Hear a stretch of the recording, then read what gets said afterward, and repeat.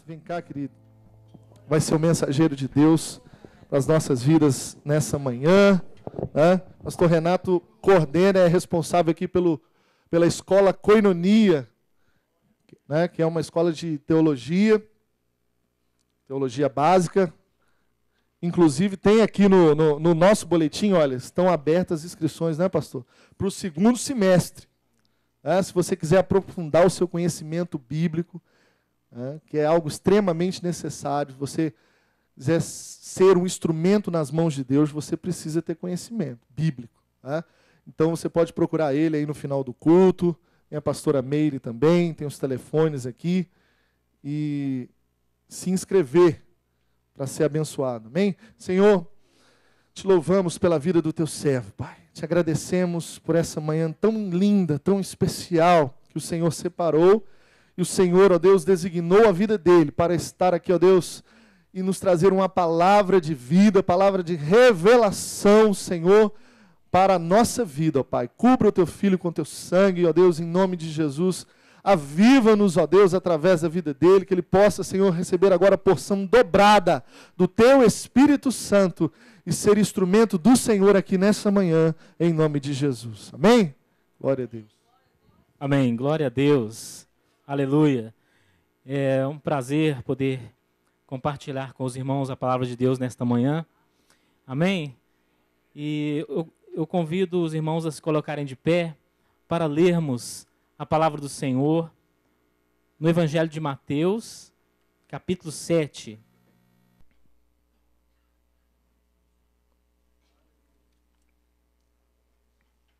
Mateus, capítulo 7, versículo 24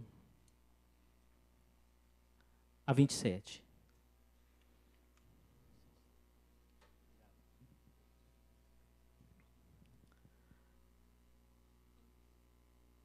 Diz assim a palavra do Senhor: todo aquele, pois, que escuta estas minhas palavras e as pratica, assemelhá-lo-ei ao homem prudente que edificou a sua casa sobre a rocha. E desceu a chuva, e correram rios, e assopraram ventos, e combateram aquela casa, e não caiu, porque estava edificada sobre a rocha. E aquele que ouve estas minhas palavras e não as cumpre, compará-lo-ei ao homem insensato que edificou a sua casa sobre a areia. E desceu a chuva, e correram rios, e assopraram ventos, e combateram aquela casa, e caiu, e foi grande a sua queda. Senhor, pedimos que Tu venhas falar conosco nesta manhã, através da Tua palavra, que saiamos daqui alimentados, motivados e edificados pelo Senhor, em nome de Jesus. Amém. Amém. Os irmãos podem sentar.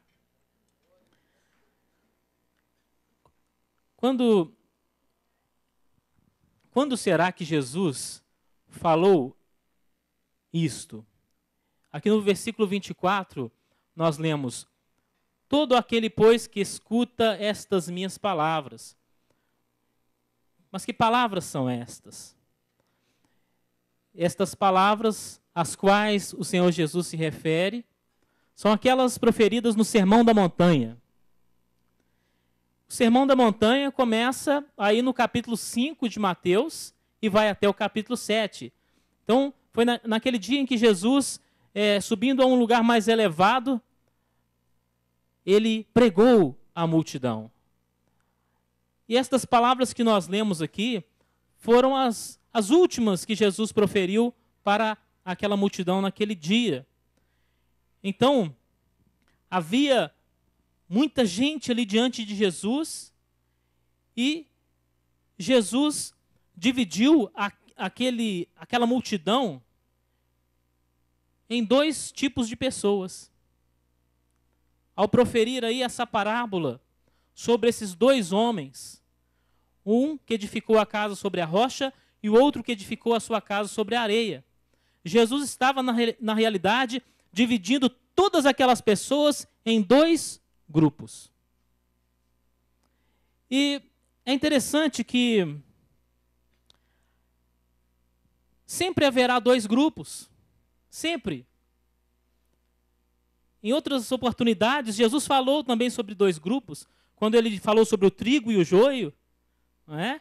Ele estava dividindo as pessoas em dois grupos. Quando ele falou da parábola das virgens nércias e das prudentes, ele dividiu as pessoas em dois grupos. Quando ele falou da sua vinda, ele disse que vai dividir as pessoas em dois grupos, os bodes e as ovelhas. Então ele estava com esse mesmo raciocínio ao falar aqui sobre esses dois homens. Um que edificou a casa sobre a rocha e o outro sobre a areia.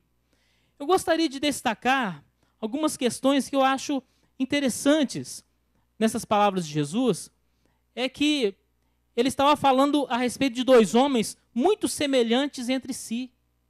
Muito parecidos na sua atitude, no seu procedimento, muito semelhantes. Assim como nós, aqui hoje, nós nos assemelhamos em muitas coisas, não é verdade? Nós todos aqui acordamos cedo, não é provável que a maior parte tenha tomado o café da manhã, é provável que a maior parte tenha escovado os dentes, penteado o cabelo. Amém? É importante, não é? Todos providenciamos uma roupa, vestimos uma roupa, providenciamos um meio de transporte, viemos para a igreja, estamos aqui ouvindo a palavra de Deus. Quanta semelhança, não é verdade? Somos muito semelhantes, mas o Senhor também nos divide em dois grupos. Naquele dia também, aquelas pessoas, elas saíram de suas casas e foram ouvir o sermão da montanha. Elas eram muito semelhantes. E o Senhor falou aqui de dois homens.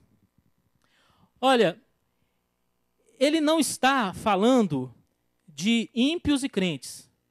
Ele não está falando de pessoas que nunca ouviram falar de Jesus. Não, o Senhor está falando de pessoas que o conheceram. Esses dois homens aqui são duas pessoas que conheceram Jesus. Não é verdade? Ele disse que os dois ouviram a palavra de Jesus. Então, o Senhor não está falando do ímpio propriamente dito, ele está falando de pessoas que conheceram o Senhor Jesus. Olha, conhecer o Senhor Jesus é uma das experiências mais maravilhosas que alguém pode ter na vida. Aceitar o Senhor Jesus como Salvador é a coisa mais importante, a decisão mais importante que você pode tomar. Isto é maravilhoso, mas é apenas o início de uma caminhada. Amém? Esses dois homens conheceram Jesus, esses dois tipos de pessoas, mas é importante saber o que você vai fazer depois. Depois de receber o Senhor Jesus como seu Salvador, como Senhor da sua vida, depois disso, o que vai acontecer? Você não pode ter aquela atitude assim, agora eu já aceitei Jesus, está tudo resolvido. Não, não é assim.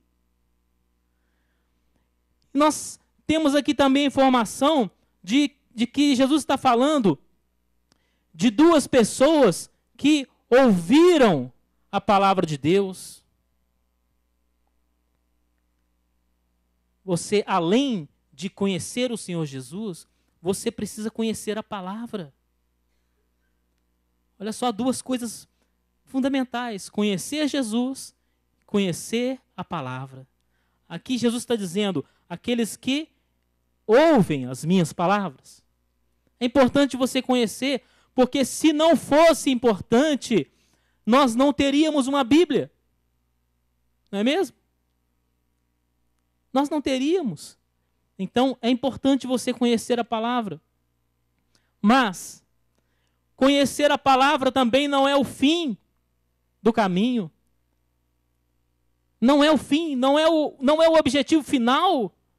Porque é importante que você esteja bem informado. Mas é preciso saber o que você vai fazer com as informações que você tem. Não é mesmo? Então, é importante, eu comparo da seguinte forma: aquele que conhece a palavra, mas não aplica, é como alguém que estudou a fórmula do chocolate. Mas sabe de cor a fórmula do chocolate. Sabe todos os ingredientes. Sabe tudo o que precisa na medida correta e onde conseguir, mas nunca experimentou o chocolate. Não adiantou nada. Eu falo isso para os meus alunos no seminário. É importante demais você conhecer a fórmula, mas é importante demais também você experimentar. Amém? É importante demais você experimentar. Então é importante você estudar sobre oração, claro, mas se você não orar, não adiantou nada. É importante você estudar aqui na Bíblia sobre o jejum, mas se você não jejuar, não adiantou nada. Então, a vida cristã, ela é um conjunto de elementos importantes de conhecimento e de experiências. Nós não podemos ficar sem o conhecimento e não podemos ficar só com o conhecimento. Amém? Então, Jesus estava alertando aqui a respeito de pessoas que o conheceram e conheceram as suas palavras, mas algumas delas se perderam. E nós sabemos de um exemplo clássico disso, que foi Judas Iscariotes. Judas não conheceu Jesus? Conheceu. Judas não andou com Jesus? Andou. Judas conheceu a palavra de Jesus? Conheceu. Acredito que algumas vezes, quando Jesus começava a contar uma parábola, se deixasse, Judas já contava o resto. Porque ele já estava habituado, ele já conhecia os ensinamentos de Jesus, mas ele se perdeu ainda assim. Então Jesus estava preocupado com isso, quando ele disse essas palavras que nós lemos aqui. Jesus estava preocupado com o risco das pessoas que, mesmo tendo conhecido o Senhor e mesmo conhecendo as suas palavras, ainda possam se perder. Então ele falou de dois homens que tinham muitas qualidades. Mas que qualidades são essas? Eu vejo aqui algumas qualidades nesses dois homens. Sabe quais? Eles eram trabalhadores. Aqui fala de dois homens que construíram cada um a sua casa. Jesus não está falando de homens preguiçosos, omissos, inertes. Não, ele disse de dois homens que tinham projetos, homens que tinham iniciativa, homens trabalhadores. Eles trabalharam e edificaram as suas casas. Homens que tinham uma meta, correram atrás. Tinham também os recursos para a construção. E homens que aparentemente alcançaram sucesso. Os dois. Jesus não falou aqui a um desses homens, ele começou a construir, mas não conseguiu terminar. Jesus falou isso? Não. Jesus disse que esses dois homens, eles construíram as suas casas. O trabalho deles teve princípio, meio e fim. As casas ficaram prontas. Aparentemente, eles foram bem-sucedidos. A casa chegou no ponto de pedir o habite-se, né? Essa é uma preocupação aí de quem vai adquirir imóvel, né? Se tem um habite-se, se não tem. As duas casas ali já estavam no ponto de serem inauguradas. E eu gostaria de comparar essas casas com as nossas edificações, os nossos projetos, as nossas carreiras profissionais ou ministeriais, a família que constituímos ou que alguns ainda vão constituir, as obras que realizamos, talvez até para Deus. Eu gostaria de comparar aqui com essas casas. Quantas vezes nós nos esforçamos tanto nas nossas vidas para edificarmos aquilo que almejamos, e nós corremos atrás, nós trabalhamos, enfrentamos dificuldades, mas nós conseguimos muitas vezes, amém? Glória a Deus, porque quantas vezes nós conseguimos edificar? Mas é verdade que o ímpio também consegue edificar muitas coisas, não é mesmo? Por isso Jesus não está falando de uma pessoa que edifica e outra que não edifica, ele está falando de duas que edificam. O ímpio também edifica muitas coisas, o ímpio também tem a sua carreira profissional, o ímpio também tem a sua família, o ímpio tem também a sua empresa, e muitas vezes você olha para o ímpio e pensa até que ele possa servir de exemplo para a sua vida, de tão bem sucedido que ele parece ser. Mas, meus irmãos, no tempo da bonança, todas as edificações parecem seguras. Gostaria que você repetisse isso comigo.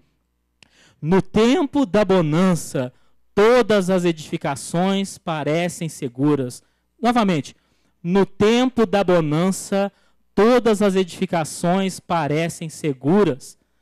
Então, não tenha inveja do seu próximo. Ele parece que está muito bem? Parece. Essas duas casas aqui também pareciam excelentes. Pareciam excelentes. Mas o que vem logo depois? O dia da tempestade. O dia da tempestade. Nós cantamos aqui uma música, agora há pouco, sobre a tempestade.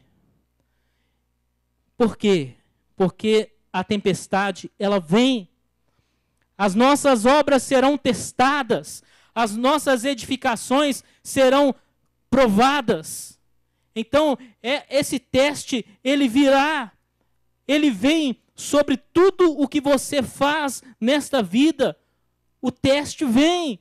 O teste vem sobre a sua carreira profissional. O teste vem sobre a família que você constituiu. O teste vem sobre o seu trabalho ministerial, a obra que você faz na igreja. O teste vem. Mas é interessante observarmos que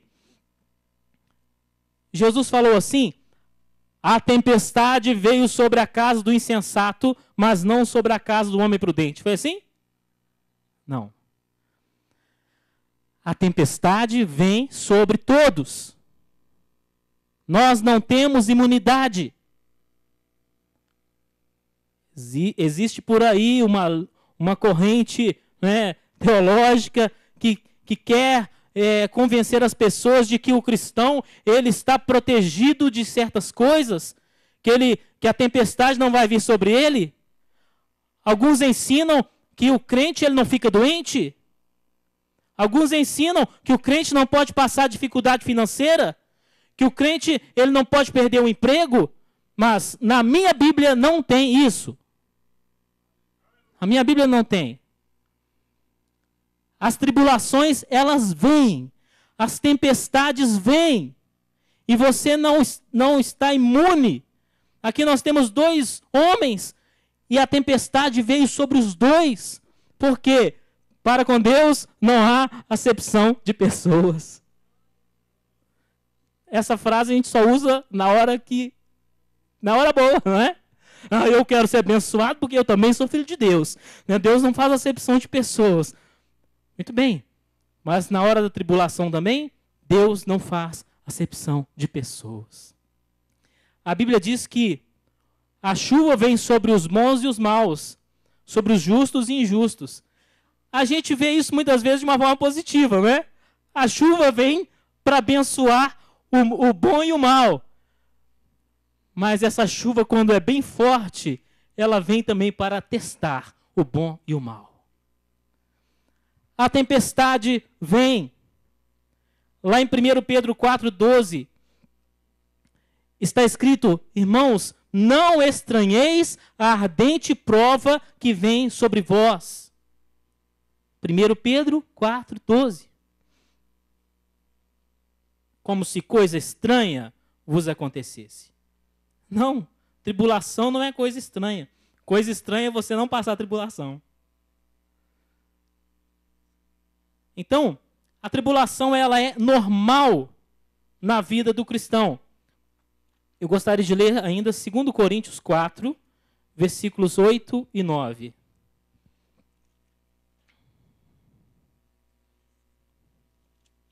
Segundo Coríntios 4, versículos 8 e 9.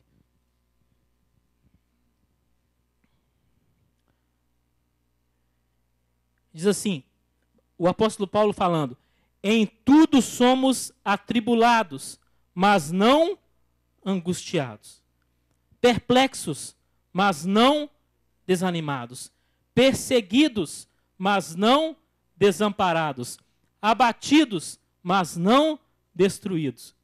Então aí está o limite para o que pode acontecer na vida do Filho de Deus. Nós não podemos estranhar a tribulação e começar a ficar decepcionado com Deus por causa disso. Não, a tribulação faz parte. Agora, uma coisa muito interessante é que esse texto, ele poderia ser assim. Veja só. Um homem prudente edificou a sua casa sobre a rocha e de repente veio a chuva, veio a tempestade e aquele homem clamou ao Senhor: Jesus, me ajuda! E então Jesus acalmou a tempestade, fez cessar o vento e tudo se transformou numa grande bonança. Aleluia. Glória a Deus. O texto poderia ser assim, mas não é. É verdade que Jesus acalmou a tempestade num dia em que os discípulos atravessavam o mar da Galileia? É verdade. Mas é verdade também que o apóstolo Paulo enfrentou uma tempestade quando viajava de navio para Roma e o navio naufragou e Jesus não acalmou aquela tempestade? Também é verdade.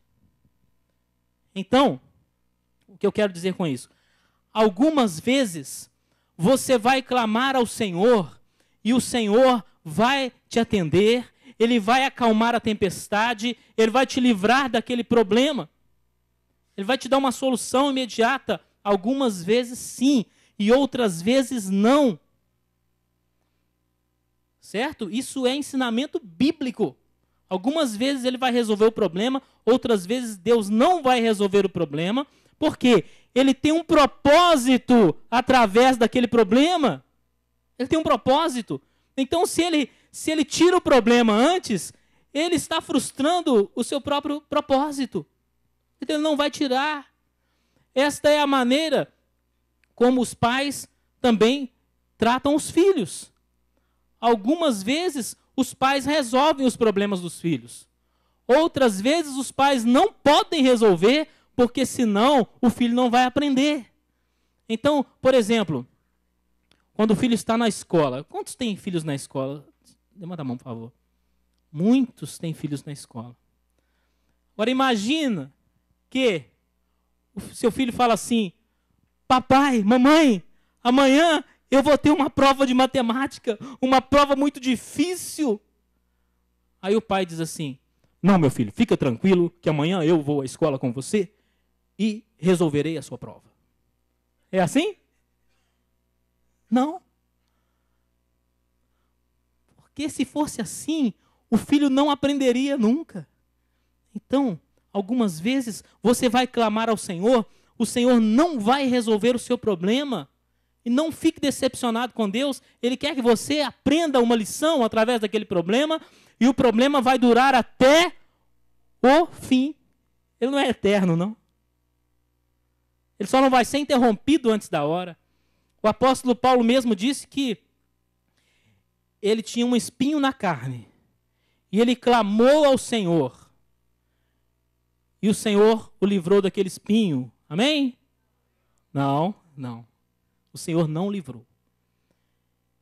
Então eu não posso chegar aqui e dizer assim: Deus vai resolver todos os seus problemas agora. Faça uma oração e está tudo resolvido. Não é assim.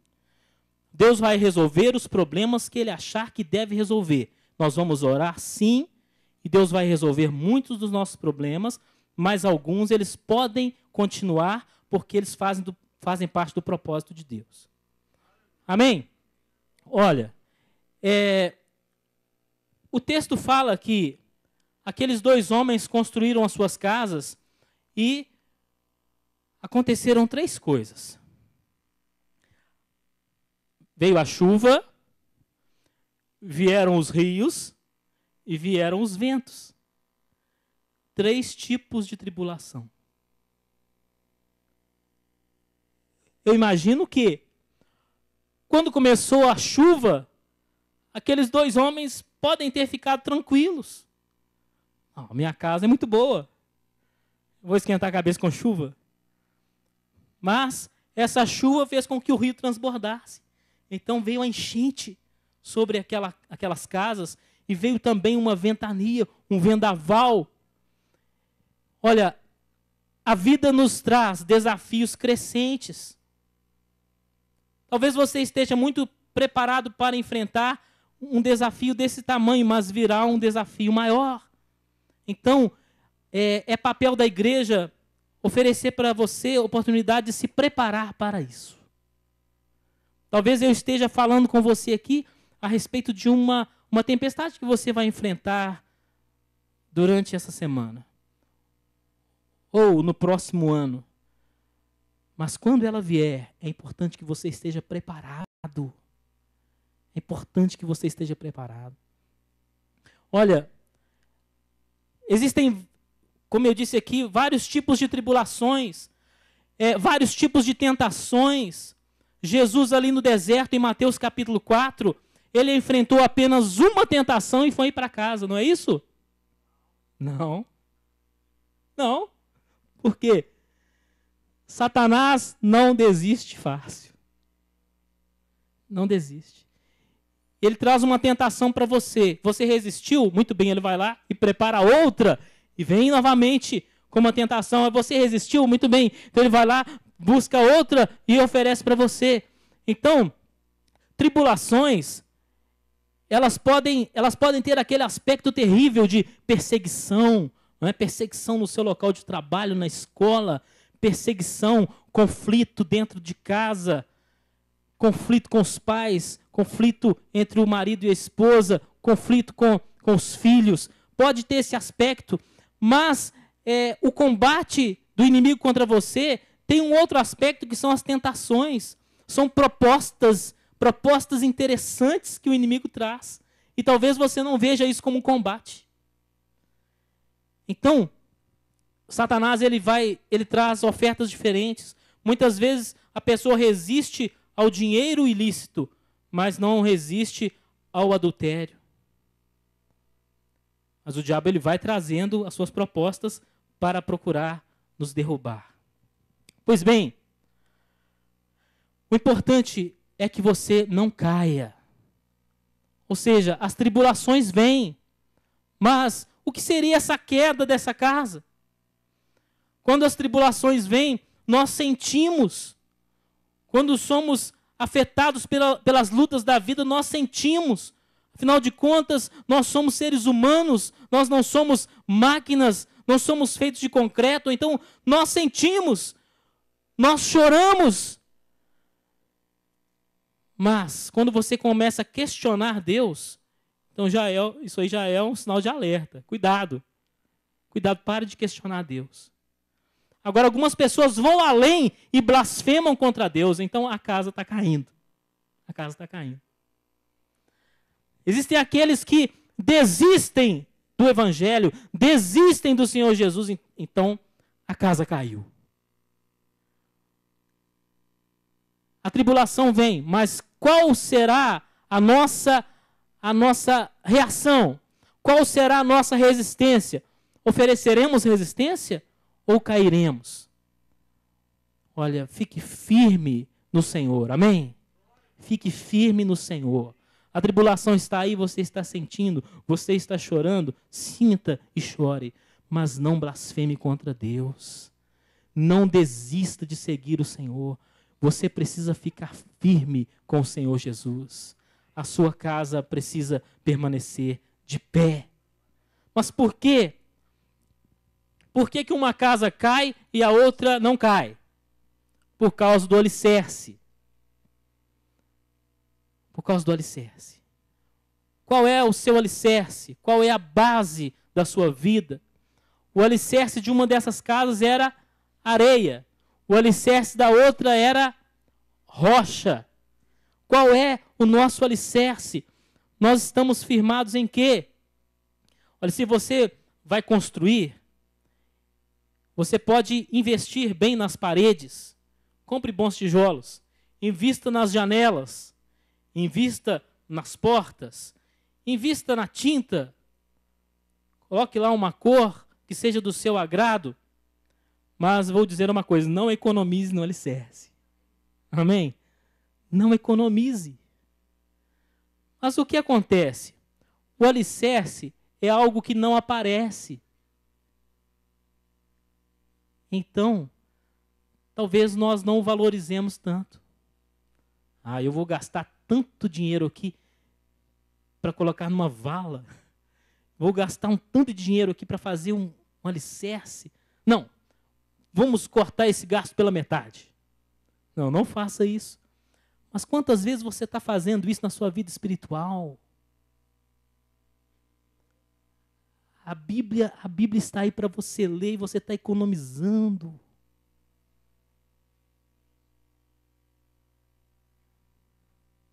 Gente, isso é muito sério. Não economize. A palavra de Deus está aí à sua disposição. Koinonia está aí à sua disposição. Amém? O importante é você conhecer a Bíblia. Se você puder estudar conosco aqui no Koinonia, será um prazer. Se você estiver estudando em outro local também, glória a Deus. Mas o que você não pode é economizar no seu alicerce.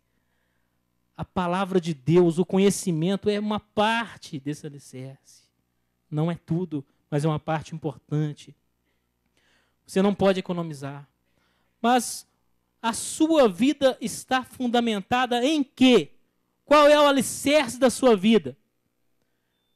Muitas pessoas têm o dinheiro como alicerce. Então, se faltar o dinheiro, a pessoa já começa a blasfemar. Já começa a reclamar de Deus. Se faltar. Lembre-se da experiência de Jó. Jó estava muito bem. Mas Satanás pensou que o alicerce de Jó estivesse nos bens materiais. Satanás pensou que o alicerce de Jó estivesse na família. Satanás pensou que o alicerce de Jó estivesse na saúde. Mas nada disso era o alicerce de Jó. O alicerce de Jó era a sua fé em Deus. Amém? A Bíblia diz que a fé é o firme fundamento. Então, Satanás foi lá e tirou. Senhor, eu posso ir lá e tirar os bens dele? Pode, vai lá e tira. Satanás tirou os bens e Jó não caiu. Satanás ficou decepcionado, ele ficou espantado. Aí eu posso ir lá e tirar os filhos dele? O Senhor falou, pode. Satanás foi lá e tirou os filhos, Jó não caiu. Depois Satanás foi lá e tirou a saúde de Jó, Jó não caiu. Por quê? Porque Jó tinha uma experiência muito firme com Deus. Agora, qual será que é o nosso alicerce? Qual será que é o nosso fundamento? Se você perder o emprego, você vai desviar do evangelho? Então o seu emprego era o seu fundamento. Se você perder a namorada, você vai sair da igreja? Então o namoro é o seu fundamento. Você está firmado em quê? Em quê? Então passou a tempestade e veio o dia seguinte. No dia seguinte, apenas uma daquelas casas estava de pé. Apenas uma. A casa daquele que edificou sobre a rocha. Aleluia. Aquela casa estava de pé. Como estará a sua casa no dia seguinte? Como estará? Será que daqui a um ano você estará servindo ao Senhor Jesus? Ou você está servindo hoje apenas como uma opção sem muita firmeza? Será que eu vou encontrar você servindo a Jesus no próximo ano? Será que eu vou encontrar você servindo Jesus daqui 10 anos? Será que eu vou encontrar você servindo Jesus daqui 20 anos? Será que quando Jesus voltar, Ele vai encontrar você servindo? Isso é estar de pé. Você não pode estar fundamentado em coisas passageiras, em coisas deste mundo, mas na fé, na palavra e na rocha que é o Senhor Jesus Cristo. Mas tudo isso você faz quando? Quando você obedece o que Jesus falou. O resumo é este, né? Jesus disse: aquele que ouve estas minhas palavras e as pratica, esse está construindo sobre um alicerce sólido. Então eu disse que Jesus dividiu aquele povo ali em 2 grupos. E nós também podemos ser divididos em 2 grupos. E é interessante que não existe o terceiro grupo. Não existe. Algumas pessoas querem ficar no terceiro, né? Você está servindo a Deus ou ao diabo? Ah, não, eu não estou servindo ninguém, eu estou servindo a mim mesmo. Não. Quem não serve a Deus, serve ao diabo, mesmo que não esteja sabendo disso. Não existe um terceiro grupo. No fim dos tempos, haverá o juízo final, alguns irão para o céu, outros irão para o inferno e outros para o purgatório, é isso? Não, não. Não existe o terceiro grupo. Mas o certo é que você escolhe em qual grupo você quer ficar. Amém? A escolha é sua e a escolha é minha. E Jesus não chegou naquele dia e falou assim: ó, você vem para o lado de cá, você vai para o lado de lá, você vem para o lado de cá, você vai para o lado de lá, você... Não! Você é Judas. Judas é o grupo do mal. Mas Jesus não fez isso. Quem escolheu foi o próprio Judas, né? As pessoas estavam livres para escolherem. E nós também, nós estamos livres para escolhermos seguir o Senhor, obedecer a palavra do Senhor e continuar firme no caminho do Senhor. Amém? Amém. Deus abençoe a sua vida, abençoe esta palavra no seu coração para que ela crie frutos em nome de Jesus. Amém. Amém.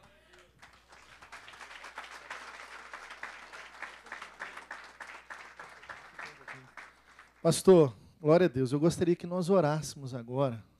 Vamos ficar de pé. E o pastor Renato vai fazer essa oração. Mas que viesse aqui à frente somente aquelas pessoas que querem ter o seu alicerce na rocha. Amém? Como ele bem disse aqui, a igreja tem que preparar você. A igreja está aqui para preparar. Cada mensagem, cada estudo, cada curso é para preparar a mim e a você, a todos nós, para enfrentarmos esses dias maus, né? Para enfrentarmos essas adversidades, para que nós, né, para que a nossa casa tenha, aonde está o seu alicerce, como está o seu alicerce.